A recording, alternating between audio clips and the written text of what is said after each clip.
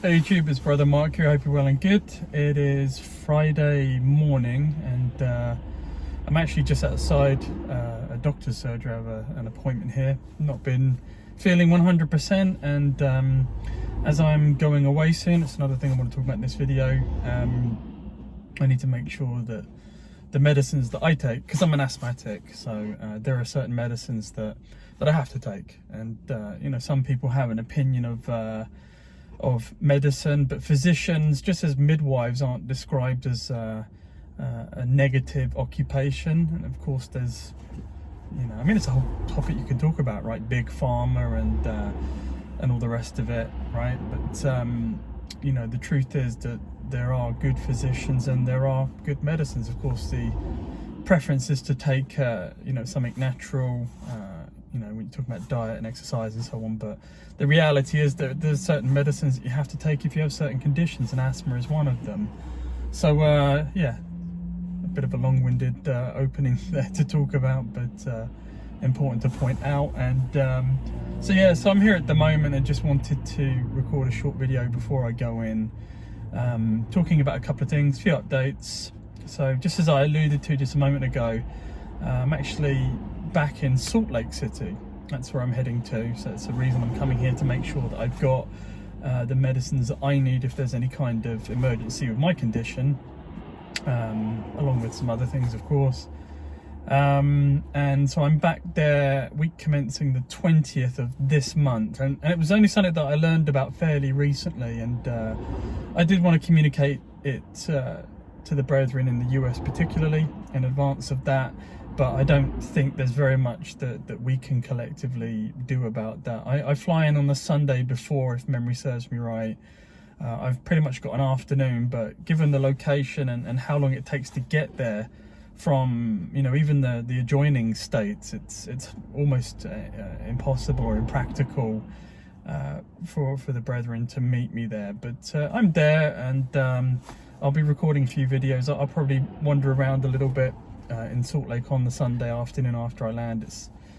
I quite like it there. It's a nice city. There are a couple of places that in particular I like to walk around, and I'll no doubt end up recording a video or two. But so I'm there. So you know, if for some reason you think you can make it, even in a fairly short window, let me know. But I don't think anything's going to happen, because the reality is I just wanted to be as fast as I could, you know, arriving at the latest possible time and leaving at the earliest possible time, because you know, if you've been watching my channel here, you'll know my wife is here.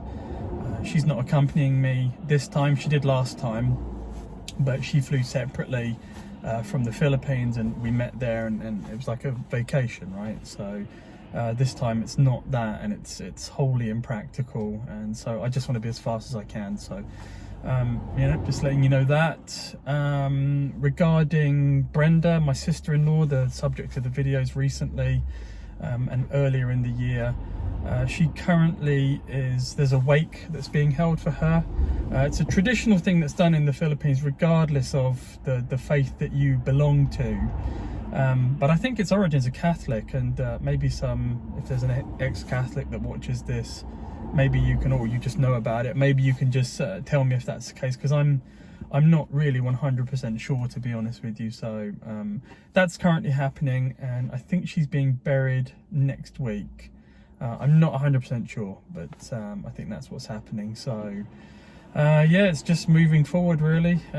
Still, you know, a very sad situation. The husband, he works as a seaman and is traveling around, and he's had to stop what he's doing and leave, and I'm sure that was very complicated to, you know, get off the ship and travel home to be with his children. And you know, all the indicators are that he's devastated, of course. So it's pretty rough all round for the family. So that's happening next week, and then that sort of chapter closes. It's all very sad, really. Thank you again for those of you that have prayed about that. I'm pretty sure I addressed nearly everybody, or most people that did leave comments or sent emails, and thank you very much for your prayers, especially those of the Lord being merciful and not letting her suffer or struggle too much. You know, and sort of took her home quickly, which I was really relieved at. And of course there's and I don't like to talk about it, of course, but there was that financial element. So the less that she was suffering and struggling and in the hospital, the easier that was on the family, because again, it's private medical care, and it's infuriating really, brethren, because as I've mentioned a few times now, here in the UK, all I have to pay for here when I get my medicines, brethren, is just my prescriptions. You just pay for the medicine itself, and it's a set prescription fee here in the UK. And that's it. To actually come to the doctor to have a consultation, there isn't a charge for it. It's just, and if I ended up in hospital for whatever reason, I don't pay for it. I don't pay for the bed, the time, the doctors, any surgery that I have, and so on. And despite the flaws with the National Health Service we have in the UK, it's really something I wouldn't really want to ever change. The few times that I've needed it, and I've mentioned this before, almost verbatim actually, so apologies, but the few times I've actually made use of it, I've been hospitalised twice in recent years. When I say recent, sort of 15 to 20 years, I guess, but twice for almost a week. I think about a week on the first occasion, with asthma. Had a very serious asthma attack. I thought I was going to die. This was before I was saved. And then a few years back I had pneumonia, which was that was horrendous. But I went in hospital and recovered, and everything was okay. And I didn't have to worry about finances. I wasn't in there stressing. And that's what Brenda was doing, both when she had the stroke back in April/May, and when she was hospitalised a couple of times recently, and obviously, this conclusion.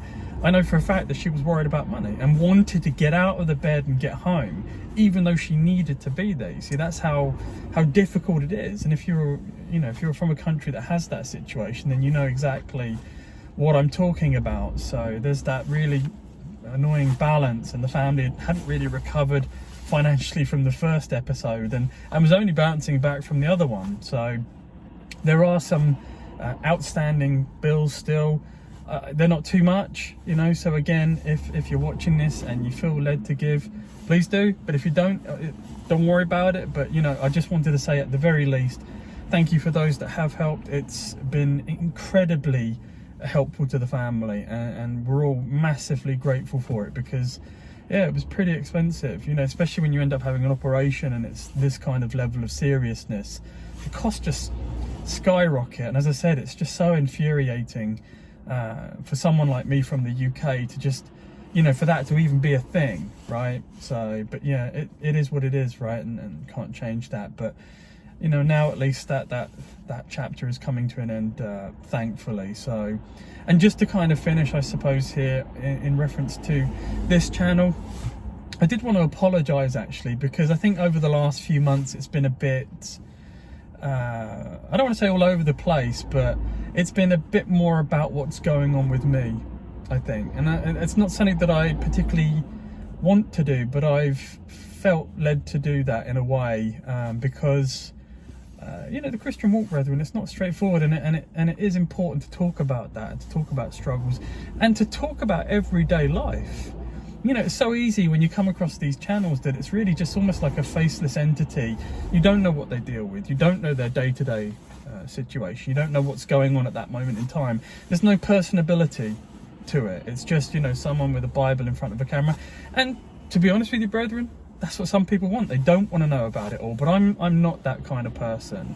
And I frequently, relate or give examples of what I'm dealing with, what I've experienced, interspersed with scripture. That's kind of where the channel sort of gravitated to. But what I'm finding now is that I'm kind of coming round a little bit, because all the chaos that's happened for me, brethren, in the last 2 years is coming to a close. My wife is here, the situation with my adopted father passing away, and all of the turmoil that followed that, with my sons coming back to me, and all of that situation.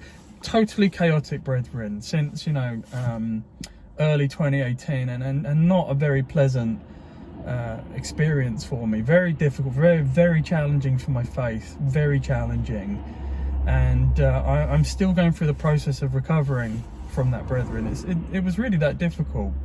So, you know, with my wife here now, you know, that's really settled a lot of things down, because, you know, for a man, and I think I speak for most of us Christian men here, we can't run a house, we can't keep a home.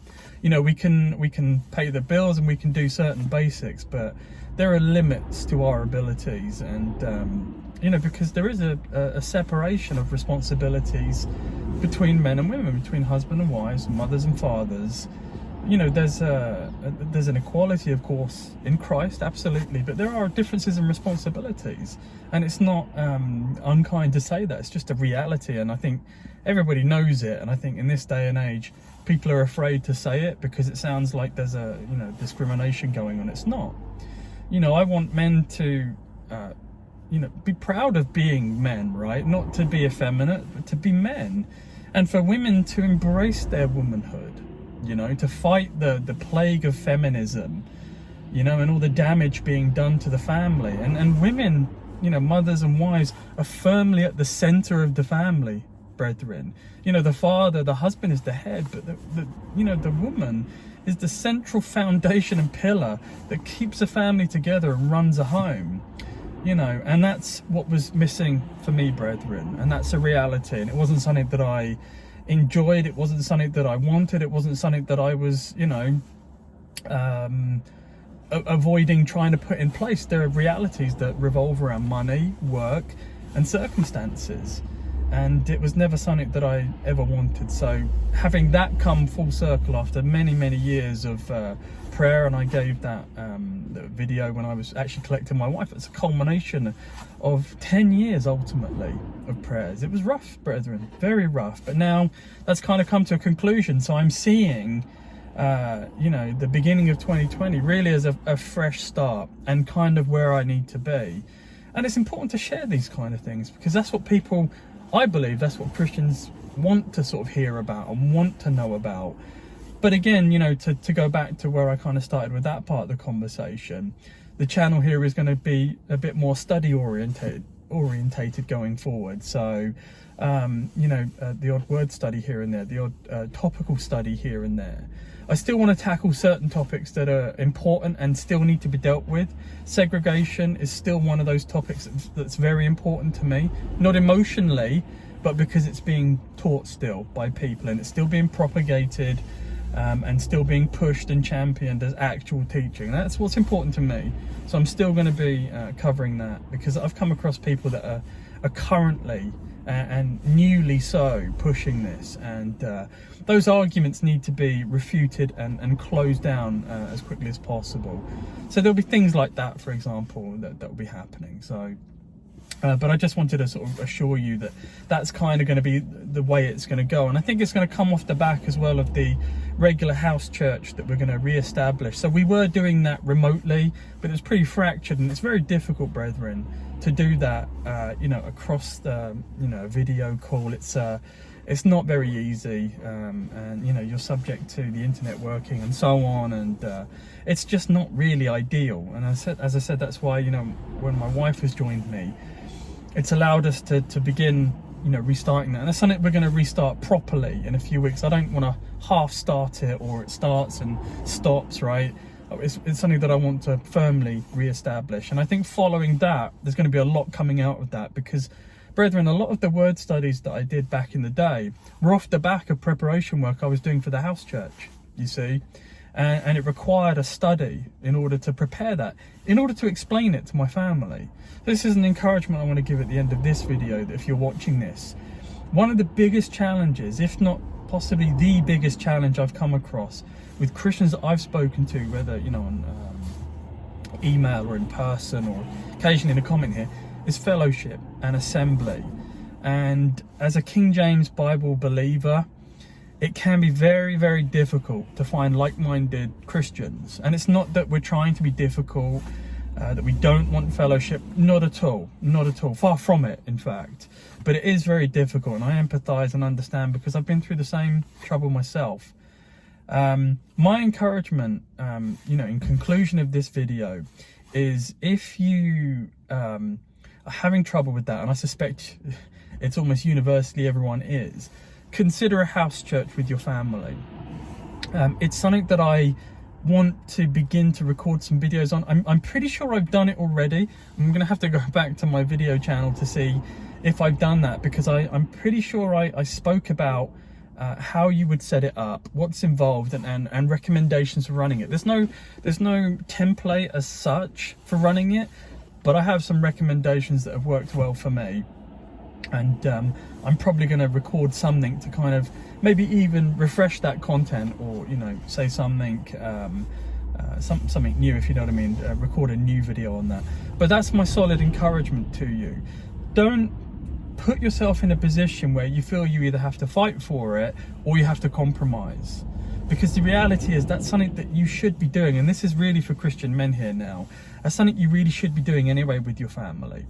And it does talk about separate assemblies and the wives asking their husbands at home to understand something, but are you doing that end part anyway? You see what I mean? You're thinking about the assembly or the house church or something somewhere else, but are you actually educating or clarifying scripture to your wife and children? And one of the, as I said, the best recommendation I can give for that is a house church. I strongly recommend it. So that will probably be something that I'll put out soon, or I'll re-upload the videos that I did. I'm not sure at the moment, but I'm thinking about it.